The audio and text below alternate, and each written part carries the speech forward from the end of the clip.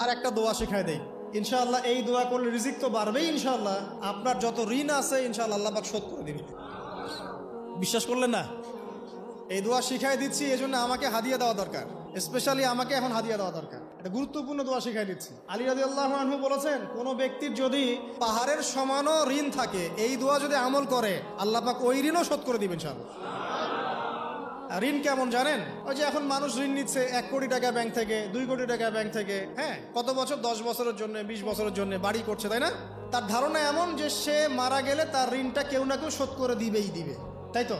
আর আল্লাহর রসুল কি বলছেন দেখেন, একজন মারা গেছেন, নবী সাল্লাল্লাহু আলাইহি ওয়াসাল্লামের সময় একজন মারা গেছেন, তো নবী করিম সাল্লাল্লাহু আলাইহি ওয়াসাল্লাম বলছেন, এই ব্যক্তির কি কোনো ঋণ আছে? একজন সাহাবী বলেন, হ্যাঁ ইয়া রাসূলুল্লাহ, তো ঋণ আছে। নবীজি বললেন, তোমরা ওর জানাজা পড়ো, আমাকে ডেকো না, তোমরা ওর জানাজা পড়ে নাও, আমি জানাজা পড়তে চাচ্ছি না। আমি এখন কেমন করে আপনাকে বুঝাবো ঋণ কত ভয়ঙ্কর জিনিস?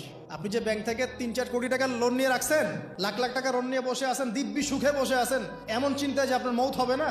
আর নবী সাল্লাল্লাহু আলাইহি ওয়াসাল্লামের সময়ে একজন মারা যাচ্ছেন, তিনি বলছেন তোমরা জানাজা পড়ে নাও, আমি জানাজা পড়তে চাচ্ছি না। মানে ঋণগ্রস্ত ব্যক্তির জানাজাও তিনি পড়তেন না। তারপরে একজন এসে বললেন, ইয়া রাসূলুল্লাহ, আমি তার ঋণ শোধ করে দিব, তার যা ঋণ আছে আমি শোধ করে দিব। তখন নবী এসে জানাজা পড়লেন সাল্লাল্লাহু আলাইহি ওয়াসাল্লাম। তো আপনার এই কোটি কোটি টাকা ঋণ শোধ করার লোক তো রেডি আছে নাকি? আছে না? সমস্যা নেই, আপনার জানাজা পড়া হবে, আপনার মিলাদও হবে, আপনার একটা বড়সড় দোয়াও হবে ইনশাআল্লাহ। কিন্তু আল্লাহ পাক বলেছেন যে শহীদ, আল্লাহর পথে যুদ্ধ করে শহীদ হয়েছে, এই ব্যক্তির আত্মাও ঝুলে থাকে যতক্ষণ পর্যন্ত না তার ঋণটা শোধ করা হয়। এবার বলেন আমি কি বুঝাবো আপনাকে? আর কিছু বলতে হবে? তো এখন সেই দোয়া শিখাচ্ছি আপনাদেরকে, যে দোয়া শিখলে আপনারা ঋণ থেকে বাঁচবেন ইনশাআল্লাহ। কত দিবেন বলেন? আচ্ছা, হ্যাঁ, এই তো শুকরিয়া। দোয়া করবেন যেন আল্লাহ পাকের দিনটাকে আল্লাহর জমিনে প্রতিষ্ঠা করতে পারি।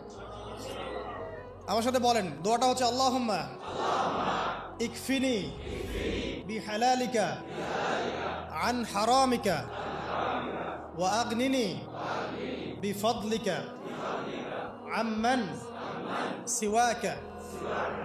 এই দোয়াটা ছোট না, এটা মুখস্থ করবেন, সেজদায় পড়বেন, নামাজের সেজদায় পড়বেন, আত্তাহিয়াতু দরুদ শেষ তারপরে পড়বেন, নামাজ শেষে হাত তুলে করবেন, যখন তখন শেষ রাতটা করবেন, ইনশাআল্লাহ দেখবেন আপনার ঋণ বলতে কিছু থাকবে না ইনশাআল্লাহ। যদি থাকেও, বড় কোনো ঋণ থাকেও, আল্লাহ পাক অন্য কোনো মাধ্যমে এটা শোধ করার ব্যবস্থা করে দিবেন ইনশাআল্লাহ।